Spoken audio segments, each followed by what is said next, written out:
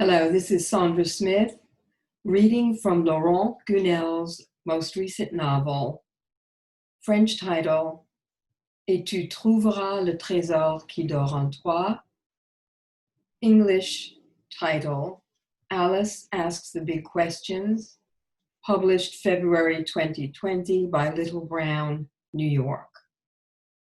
Part 1.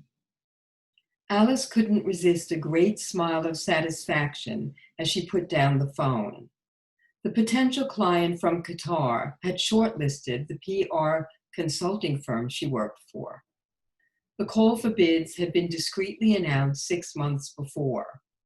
The Qatar International Promotion Agency was looking for a partner in the West to boost the country's image, so people would forget their suspicions about Qatar having financed ISIS. 5.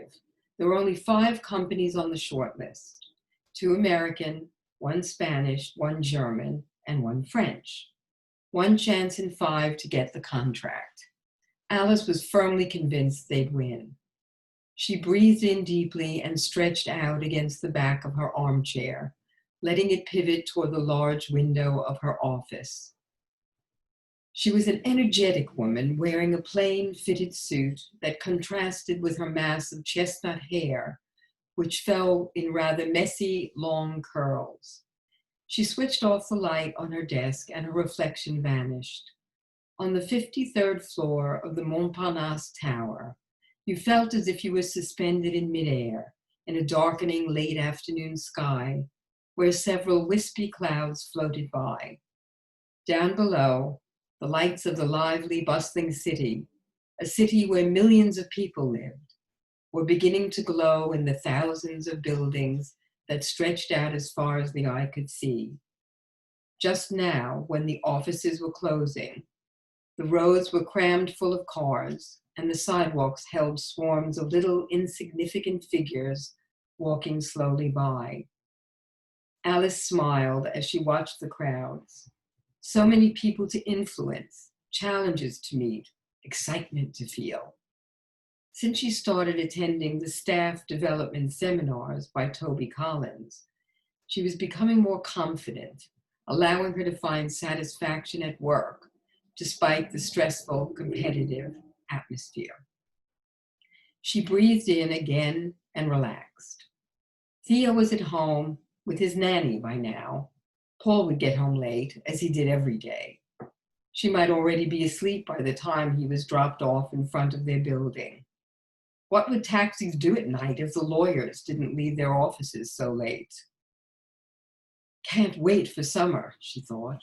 She wanted them all to be together. If her team won the Qatar contract, she'd get a raise, that much was certain, or a big bonus. How could they refuse her one? With that money, they could treat themselves to a big family holiday. Why not Australia, even Australia? A dream from her youth, not yet realized. The telephone rang, her father. I'm at the office, Papa. Are you coming to Cluny this weekend, chérie? Yes, of course. That's good. Will Paul come as well? If he doesn't have to work too much, like making the rounds to see his clients in the prisons. And if he agrees to skip his drawing class on Saturday. It's his only passion apart from prisons. Send him my best, he said, laughing. Listen, I ran into Jeremy this morning. Doesn't look well. His mother is worried. She talks to me about him all the time. If you come this weekend, she'd really like you to make some time to see him. Jeremy looking unhappy. Strange that she hadn't noticed it the last weekend she was in Burgundy.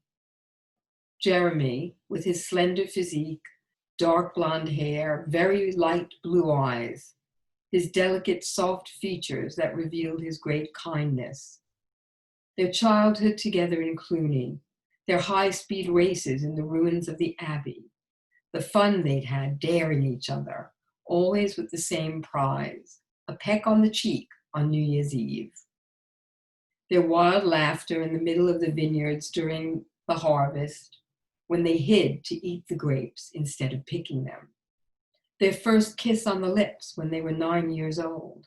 She was the one who had kissed him, and how he had started to blush like Uncle Edward's tomatoes. They had dreamed of traveling to the other end of the world together, to the place where they walked upside down, to Australia. Australia, even back then. Poor Jeremy. She was very sad to learn he wasn't doing well. Everyone had been surprised by his radical decision after he'd finished college with such apparent ease. To give everything up like that, with his master's in ecology and sustainable development in hand, and completely change direction. Jeremy had been there for her when she had first lost her mother, then her best friend a few years ago, before she'd met Paul. Mourning had caused a real existential crisis in her. He had listened to her with the patience of an angel, given affectionate support, and been truly helpful. She wanted to help him now too, do something for him. But what? She breathed in deeply while watching the crowd below. Her profession was crisis PR, not psychotherapy. That is the first half of chapter 1 of Laurent Gounelle's newest novel, Alice Asks the Big Questions. Thank you for listening.